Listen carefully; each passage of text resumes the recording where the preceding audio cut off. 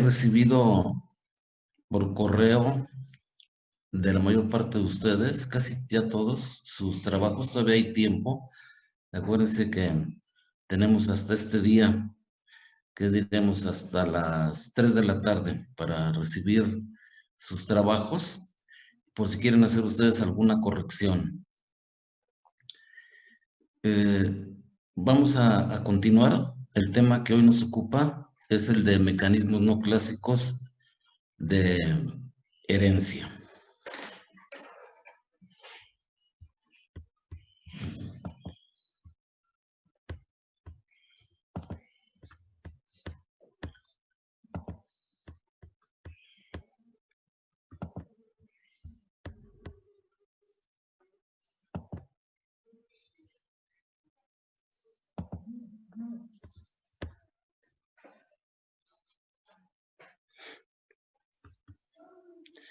Bueno, hemos ya terminado el tema de las cromosomopatías. Recuerden, alteraciones de los cromosomas numéricas y estructurales, tanto de los autosomas como de los heterocromosomas.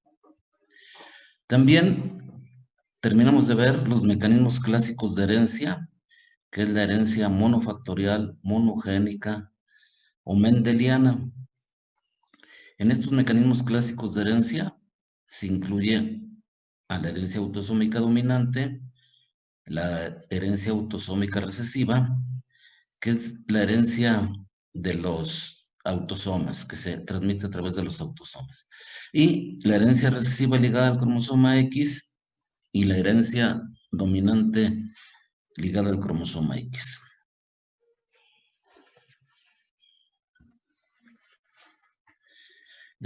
Estos, obviamente, por parte de los heterocromosomas o cromosomas sexuales. Terminamos de ver a la herencia multifactorial.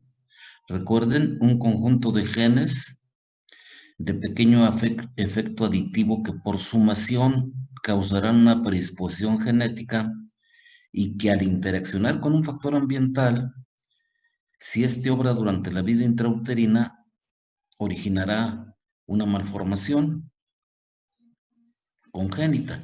Si el factor ambiental obra durante la vida postnatal, causará una enfermedad sistémica.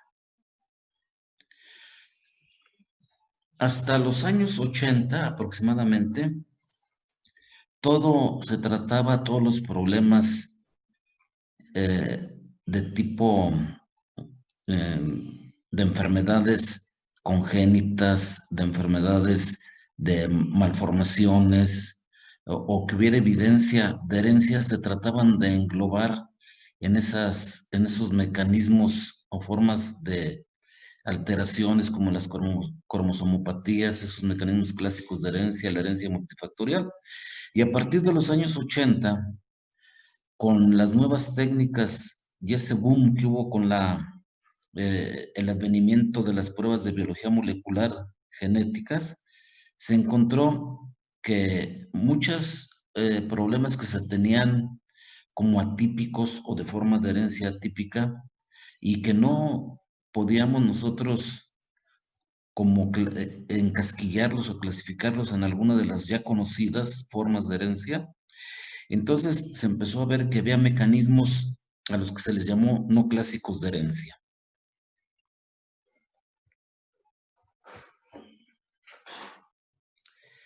Estos mecanismos no clásicos de herencia también se les llama mecanismos no hereditarios de herencia no clásica, o más bien como patrones de herencia no mendeliana o de herencia no tradicional. Es otra de las formas en que se les ha llamado estos mecanismos no clásicos de herencia. Fíjense, todos estos son los mecanismos no clásicos de herencia. Son 6 mecanismos no clásicos de herencia. Vamos a ir hablando de cada uno de ellos y poner algunos ejemplos, porque todo esto también es muy amplio y es un poco más complejo de lo que nosotros ya vimos como los mecanismos clásicos de herencia o las cromosomopatías o la herencia multifactorial. Aquí ya esto se empieza a ver un poco más, a ser un poco más complejo. Los trastornos genómicos los describió Smickel en el año de 1986. Y en realidad estos trastornos genómicos vienen siendo cromosomopatías, pero muy pequeñas, muy pequeñas estas cromosomopatías que no se pueden detectar a través del cariotipo convencional por ser estas mínimas, estas alteraciones. En el cariotipo convencional bandas G podemos nosotros detectar problemas grandes, pérdida de parte de cromosomas, como ya lo vimos, o duplicaciones de cromosomas. Pero estos son muy pequeños y pasan desapercibidos eh, eh, en el cariotipo convencional. Estos trastornos genómicos también los pueden encontrar bajo el nombre de síndromes de microdeleción o aneusomías segmentales. También se les llama síndromes de genes contiguos. Lo vamos a ejemplificar con dos síndromes relativamente nuevos, uno de ellos sí bastante nuevos, que es el síndrome de Potocki-Lupski y el síndrome de Smith-Magenis. El diagnóstico de todos estos problemas de mecanismos no clásicos de herencia se efectúa a través de pruebas genéticas de biología molecular, como es el FISH, hablamos del FISH, que es la hibridación genómica, perdón, es la hibridización in situ con fluorescencia, o la hibridización genómica comparada. También está CMA, que es el análisis de microarreglos cromosómicos o la secuenciación del genoma. Por estos métodos es como se hace el diagnóstico de estas entidades.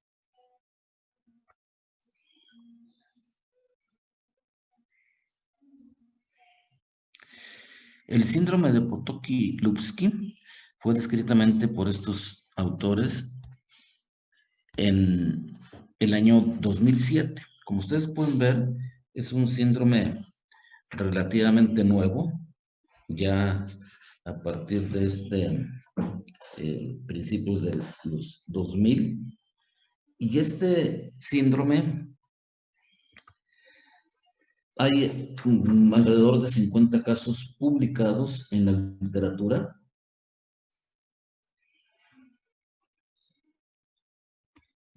La prevalencia es de un caso en 25,000,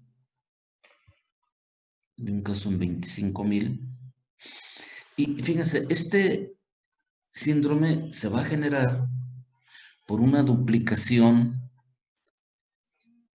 en el brazo largo del cromosoma, perdón, corto, en el brazo corto del cromosoma 17 en la región 11.2. O sea, esta es una pequeña duplicación que no se puede apreciar, como les digo, a través del cariotipo convencional.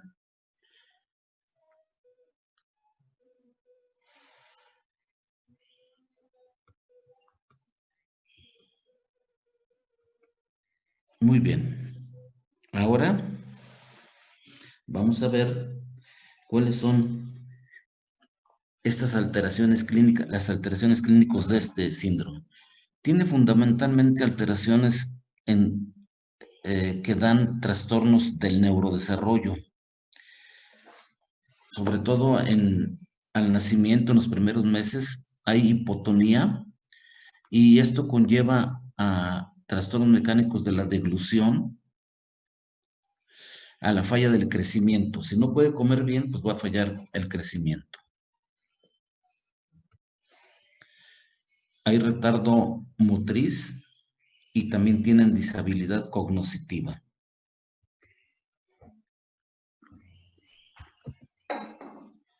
trastornos de la comunicación de diversa índole,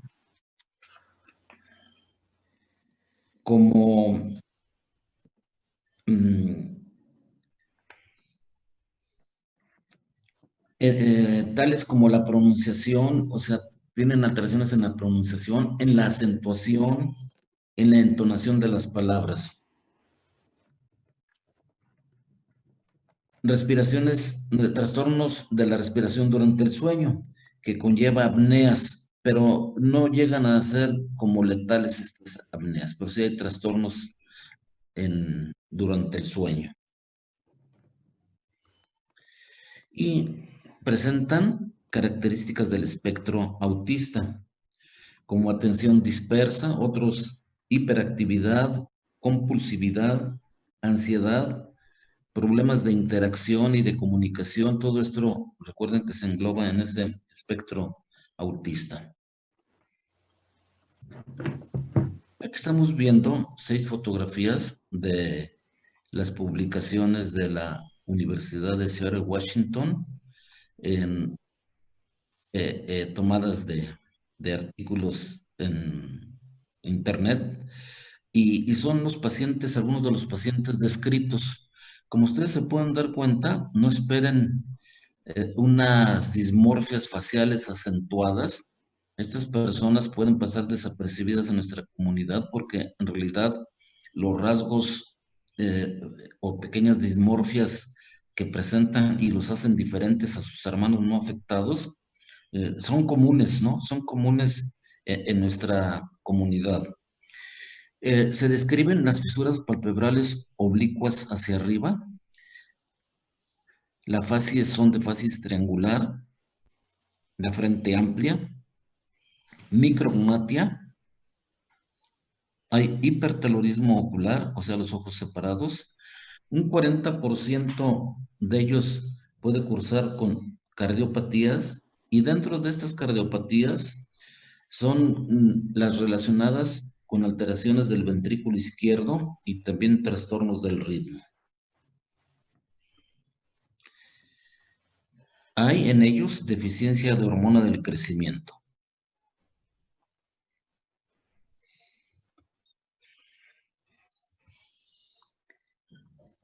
Este síndrome, como ya les dijo, es el gen que está duplicado, va en el brazo corto del cromosoma 17, en la región 11.2, y este gen RAI1 es el gen inductor del ácido retinoico, es para lo que codifica. Ahí, por esa zona, hay alrededor de unos 20 genes. Obedece a herencia autosómica dominante. No en todos acuérdense que la expresividad en genética es variable. No todas las afectados van a tener un IQ muy deficiente. Si no hay limítrofe o hay poca afectación, entonces llegan a procrear, a tener descendencia. Y sí ha visto que algunos son de forma heredada autosómica dominante, aunque la mayoría son de tipo esporádico. En ellos puede haber diagnóstico genético prenatal y también diagnóstico preimplantación. Cada vez a ustedes ya les tocó esta época, antes la veíamos nosotros como este tipo de diagnóstico como para el futuro, pero ese futuro ya llegó y a ustedes les está tocando este futuro.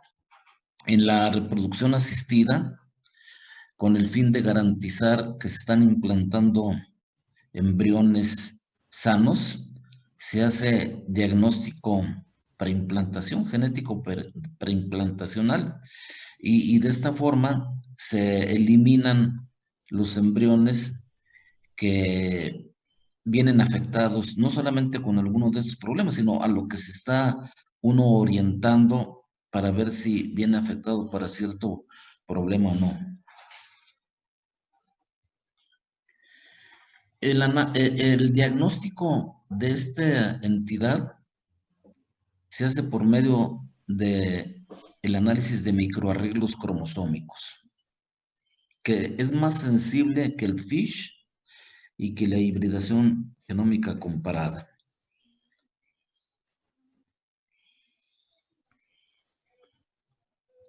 Muy bien, pues fíjense que les he comentado que este síndrome de Potocki-Lupski se debe a una duplicación en el brazo corto del cromosoma 17 en esa región.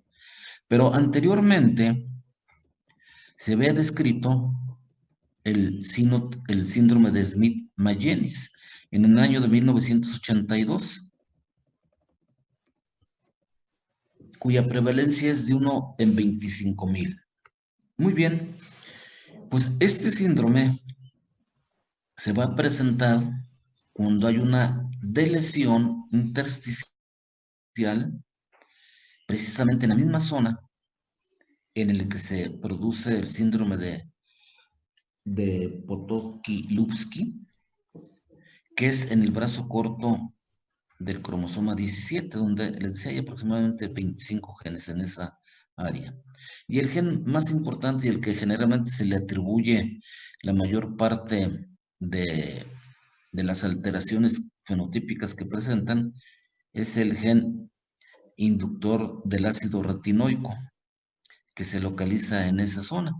Mientras que en el síndrome de Potocki-Lupski es una duplicación en esa zona, aquí hay una delesión, o sea, falta esa zona en ese brazo corto del cromosoma 17. Y entonces, cuando esto presentan, vamos a ver un fenotipo muy diferente al fenotipo del Potocki-Lupski. Y entonces este problema se diagnostica también por medio de análisis de microarreglos.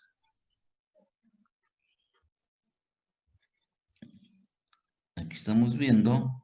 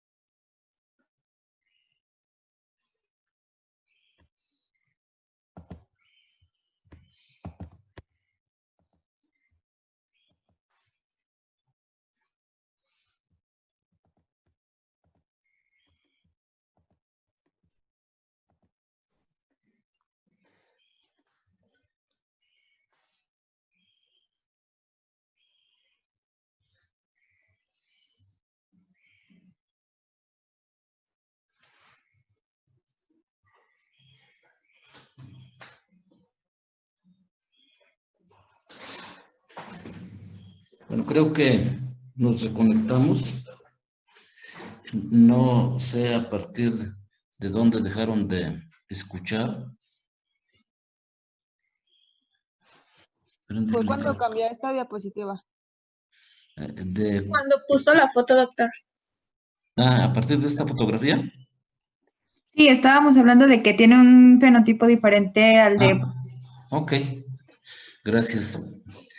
Bueno, entonces comentaba que el síndrome de Smith-Magenis, también se le llama 17P menos, es un síndrome totalmente diferente fenotípicamente al de Potocki-Lupski, siendo que la afectación está en la misma zona, mientras que en el Potocki-Lupski hay una ganancia de material genético porque es una duplicación, aquí hay una pérdida del material genético.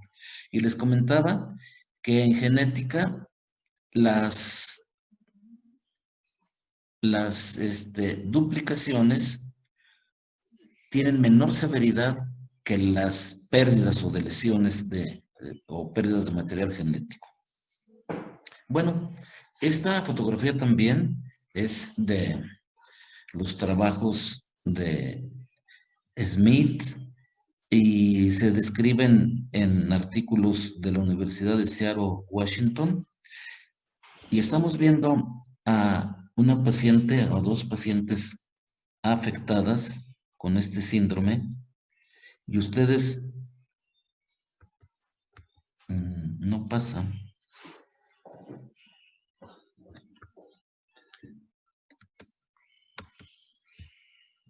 A ver.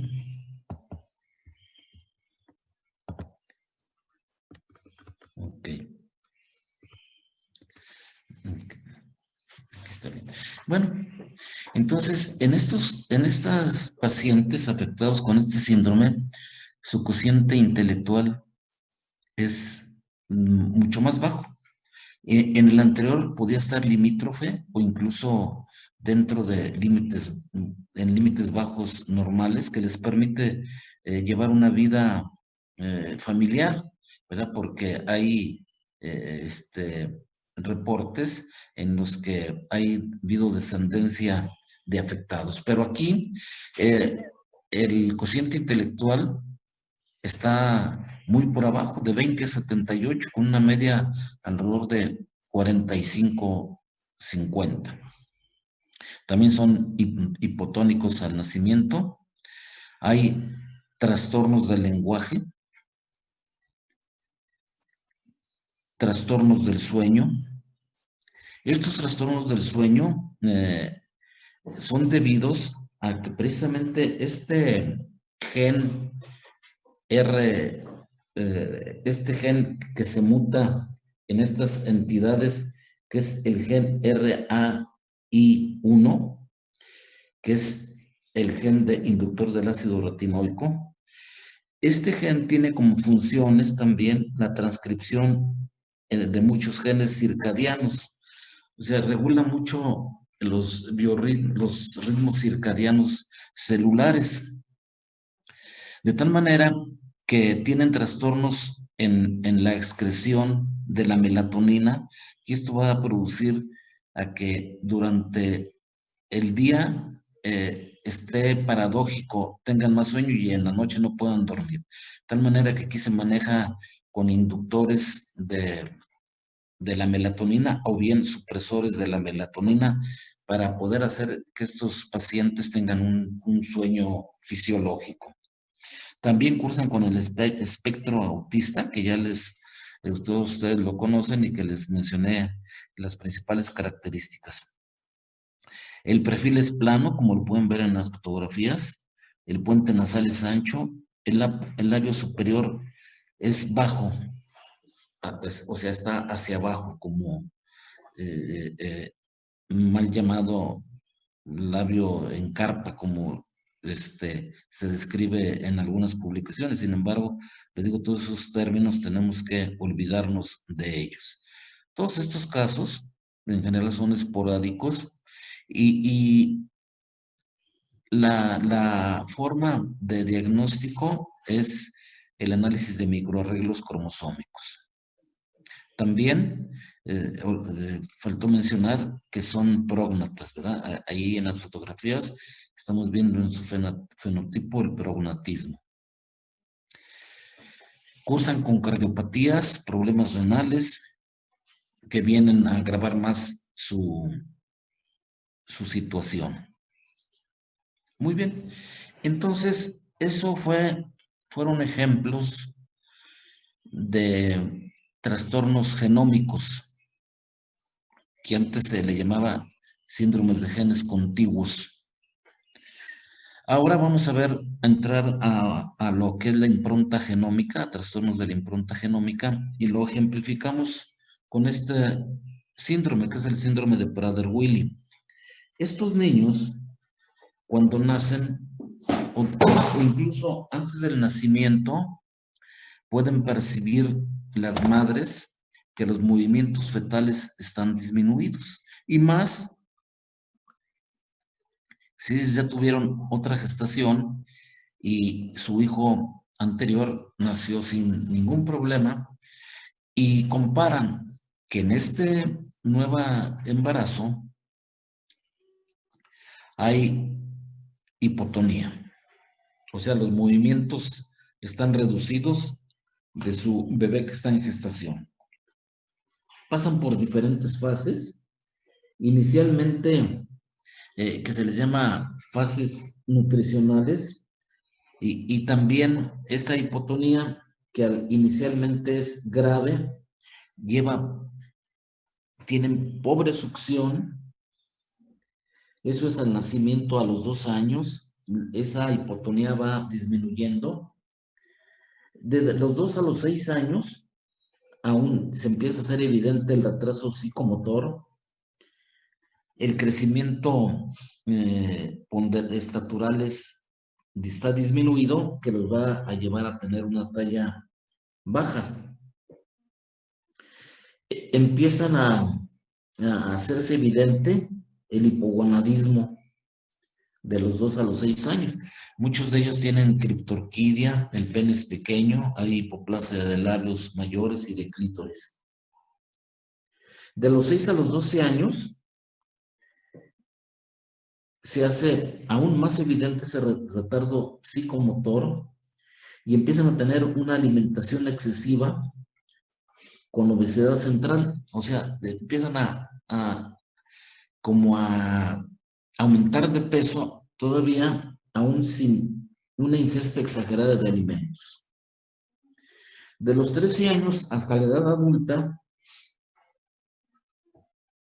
persiste esa deficiencia cognitiva, la alimentación entonces es excesiva, hay hiperfagia, tienen una obsesión por comer, y esto conlleva a una obesidad.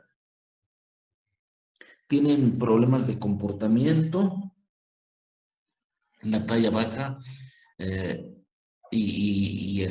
las manos y los pies son pequeños. Este síndrome de Prader-Willi tiene una incidencia de un caso por 10,000 a 30,000 recién nacidos. Se describió por Prader y colaboradores en 1956. Y aquí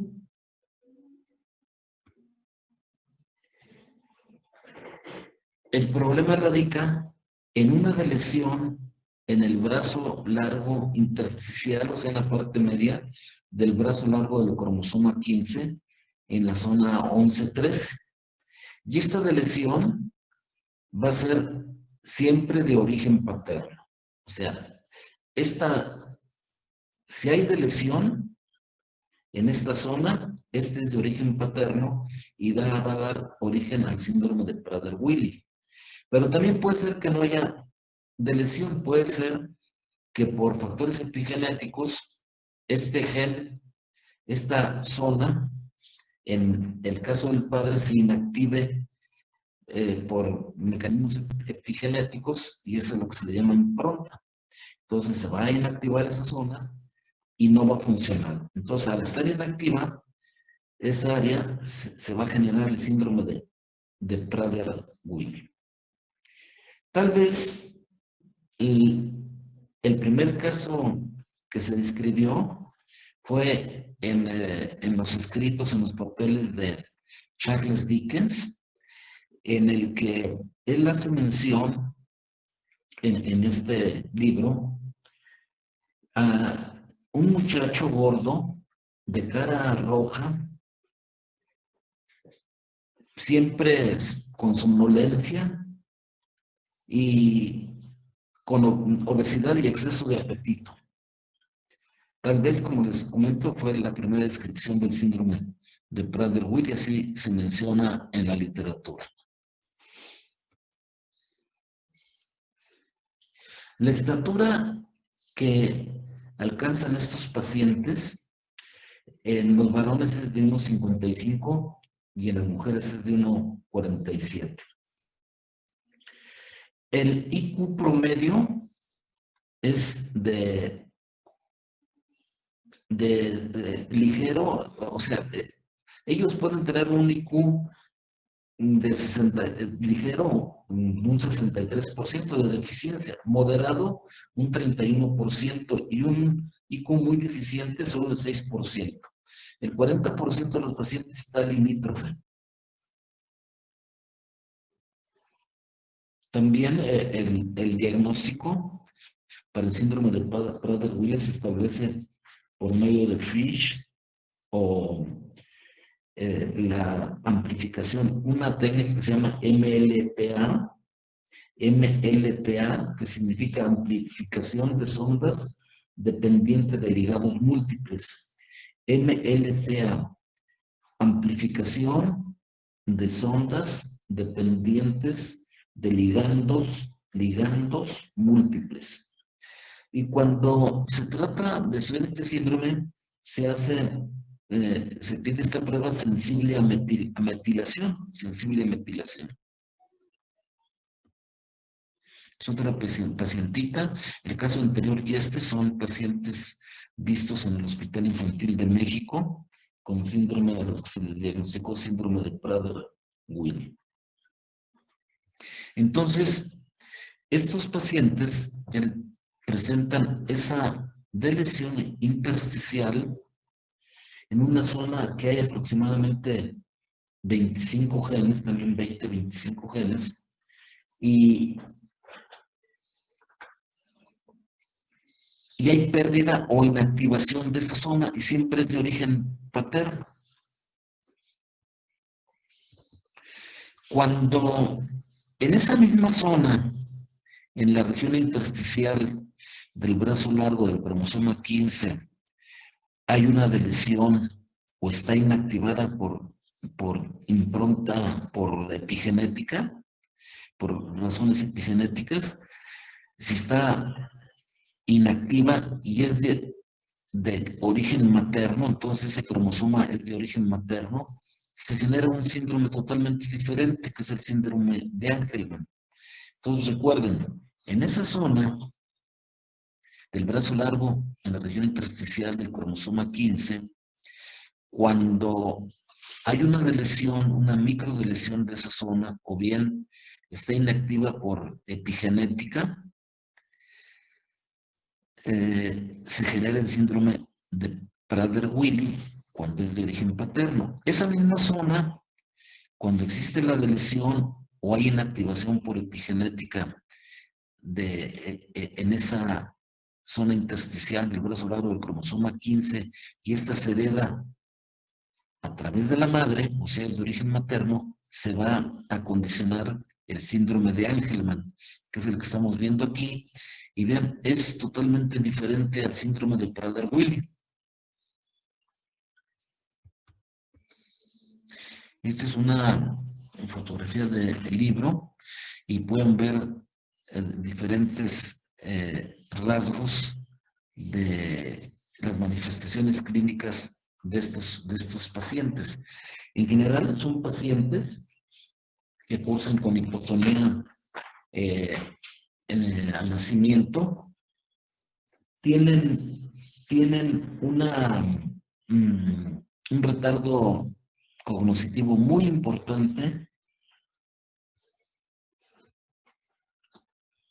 con crisis convulsivas hasta los 4 años de edad, de difícil control, después desaparecen. En algunas ocasiones se prolongan hasta los 10 años. Tienen crisis de risa. Ustedes pueden ver que todos ellos están como riendo. Por eso se les llamó el síndrome de la marioneta feliz o de la muñeca feliz. Sin embargo, es un término que se trata de no utilizar en las nuevas publicaciones, pero sí lo van a encontrar ustedes, síndrome de la marioneta feliz.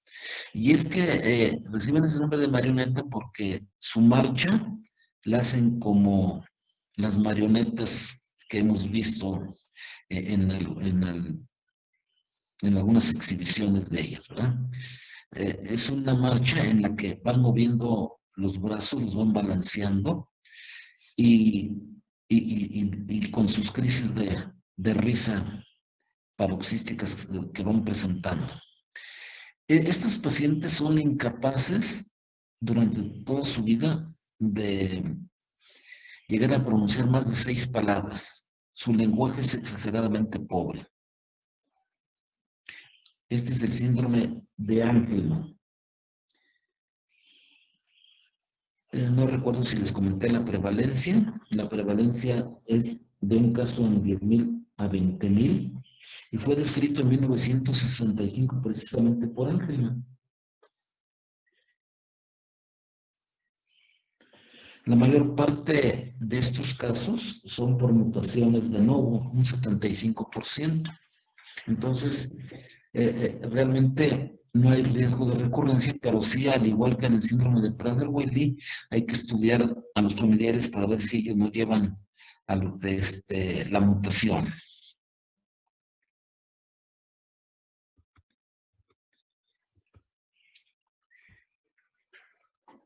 Aquí los ponemos como ejemplos de la impronta genómica.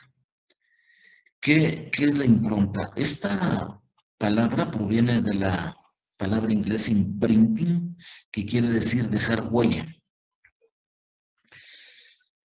Para comprenderlo, vemos que en 1991 este autor de Chiaria, en ratones, informa una expresión parental selectiva del gen del factor 2 de crecimiento similar a la insulina. Al transmitir el padre una mutación de este gen, en el ratón se producía talla baja. Y si la madre transmite, no se expresa la enfermedad. Entonces, vean, a eso se le llama impronta, dejar huella. Entonces, los genes se van a comportar, no todos los genes se van a comportar de acuerdo, sea origen materno o sea origen paterno. Esa impronta. Hasta el 2015 se conocían más de 92 genes de impronta en el humano. Se calculan que existen de 100 a 200. Entonces, cada vez se han ido encontrando más genes que pueden presentar esta expresión, ¿no? A través de la impronta. Entonces, la impronta es el comportamiento de los genes, ya sea, va a ser diferente, ya sea de origen materno o de origen paterno, no en todos los casos, y la mayor parte de ellos se debe a factores, a causas epigenéticas.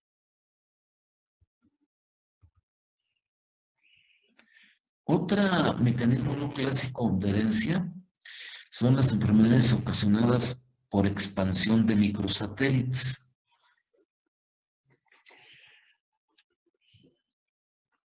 Antes se les llamaba enfermedades por trinucleótidos repetidos. Así lo pueden encontrar, enfermedades por trinucleótidos repetidos, pero ahora ha cambiado el nombre de enfermedades ocasionadas por expansión de microsatélites. En 1991 se describe el síndrome de fragilidad del cromosoma X, o FRAXA,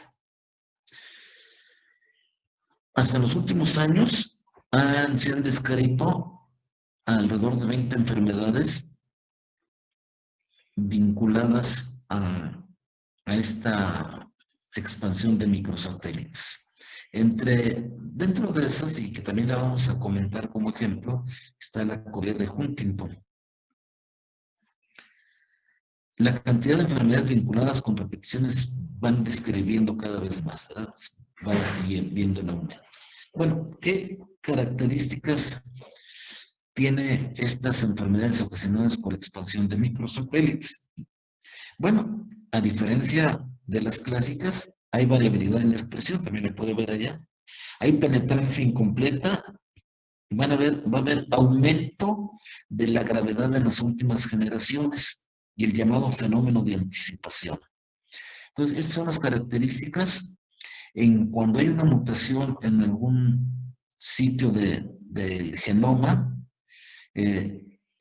va a haber descontrol, va a haber el control de estos trinucleótidos y se van a estar transmitiendo cada vez en expansión, se van a ir aumentando. En cada generación va a ir habiendo más trinucleótidos repetidos porque se perdió ese control. Y al haber más expansión, va a haber mayor severidad de los problemas, como los vamos a ver aquí. En el caso del síndrome de X frágil, es más frecuente en varones porque va ligado al X, es dominante ligado al cromosoma X, y la frecuencia es de un caso en 1250 varones, mientras que en las mujeres es un caso de 2500 a 3000 mujeres. El sitio frágil está en el brazo largo del cromosoma X en la zona 27.3. Es un retardo mental como segunda causa genética después del síndrome de Down que condiciona el retardo mental. En los varones es evidente el macroorquilismo pospuberal. Son de facies tosca, macrocefalia relativa, pabellones auriculares grandes, hipermovilidad articular. No son los únicos características clínicas que presentan estos pacientes. Yo les pongo aquí algunas, pero ustedes tienen que revisar y van a encontrar que se describen otras muchas características clínicas en estos pacientes. Tomada de libro, es un paciente con síndrome del X frágil. También les digo, no esperar como un fenotipo que nos haga pensar que hay una genopatía de inmediato. Por el puro fenotipo del libro, vean, son pacientes con pabellones auriculares grandes, facies triangular, frente amplia. En la pubertad se hace evidente el macroorquidismo pospuberal. Y aquí lo van a comprender más fácilmente. Estamos viendo un árbol genealógico en el que se ponen los repetidos de CGG. C es citosina, guanina, guanina. Entonces es un trinucleótido, ¿no? Citosina, guanina, guanina. Normalmente nosotros tenemos en ese brazo largo cromosoma X de 6 a 44 repetidos en la secuenciación de esa zona de CGG. Tenemos de 6 a 44. Cuando hay una premutación, va a haber de 45 a 54. Todavía no va a ser evidente el espectro clínico de este síndrome.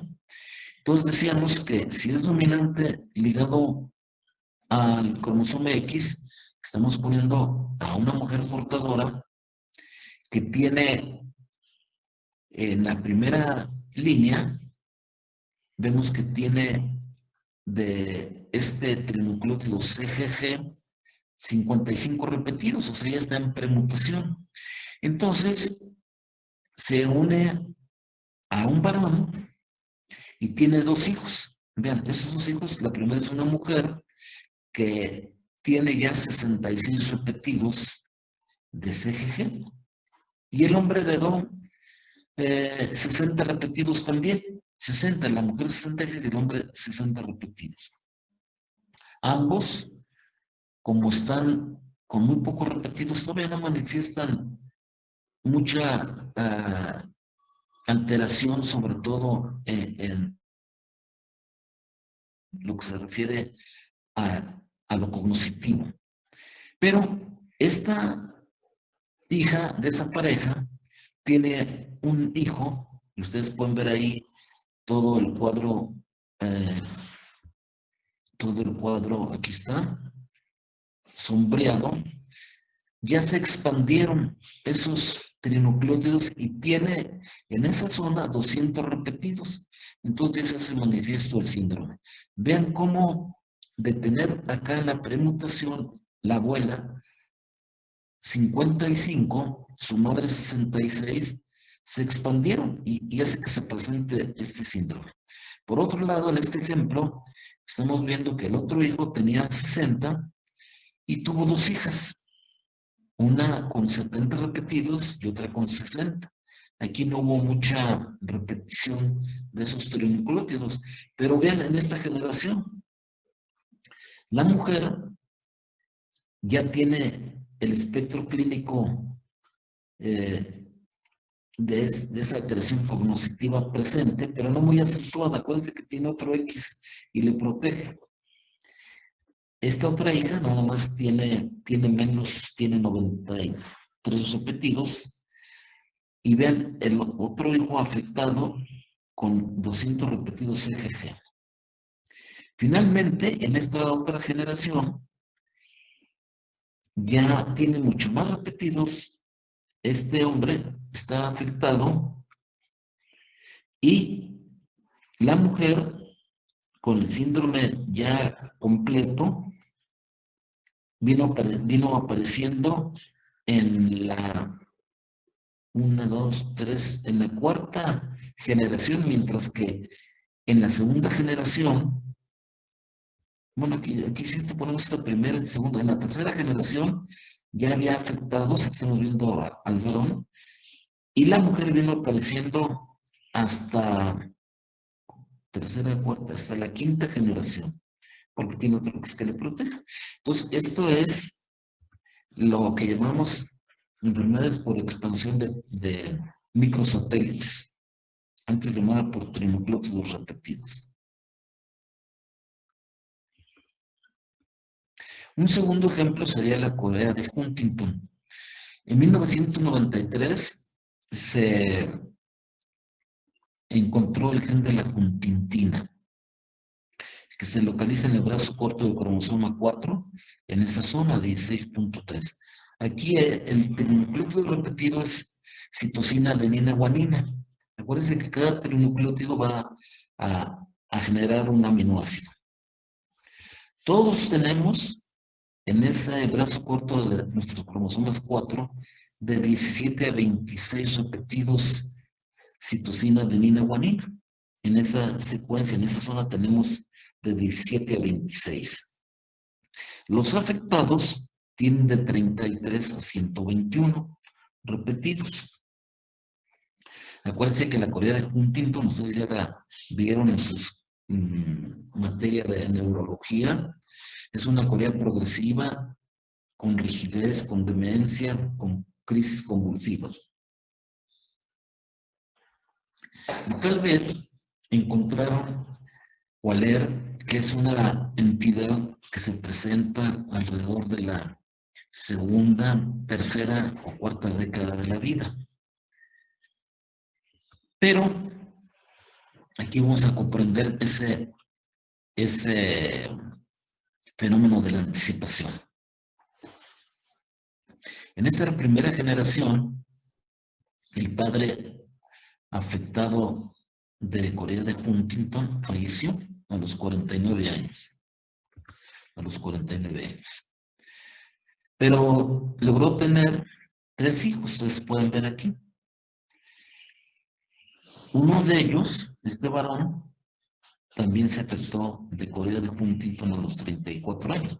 Él lo presentó a los 37 años y falleció a los 49.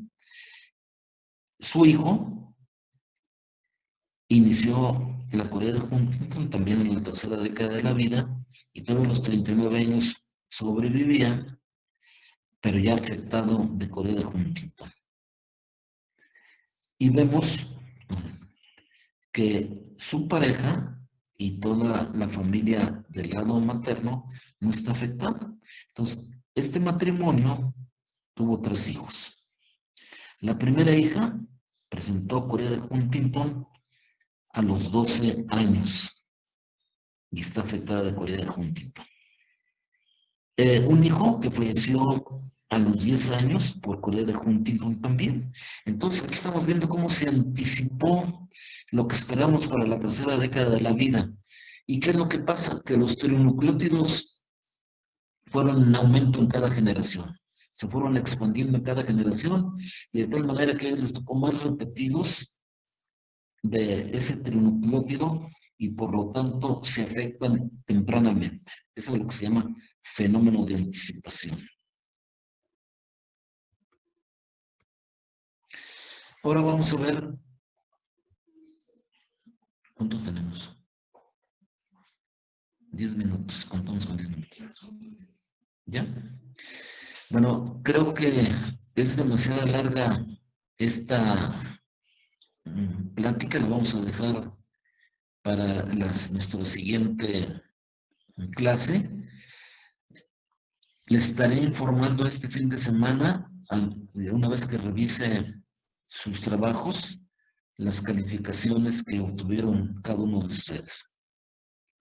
Les agradezco mucho su atención y las dudas, comentarios, háganmelas saber, pero por favor, les vuelvo a pedir, háganmelos todos en el grupo que tenemos nosotros de genética para que todo sea transparente, porque si recibo por sus chats personales, no he dejado de contestarlos, se me haría como falta de educación no contestárselos, pero quiero que mejor lo hagan a través de nuestro grupo de chat que tenemos para ello, porque así todos se enteran y pueden resolverle las dudas que tengan. A lo mejor es la misma pregunta que me están haciendo, ¿verdad? Bueno, deseo que salgan bien en sus exámenes y que tengan buen fin de semana. Muchas gracias.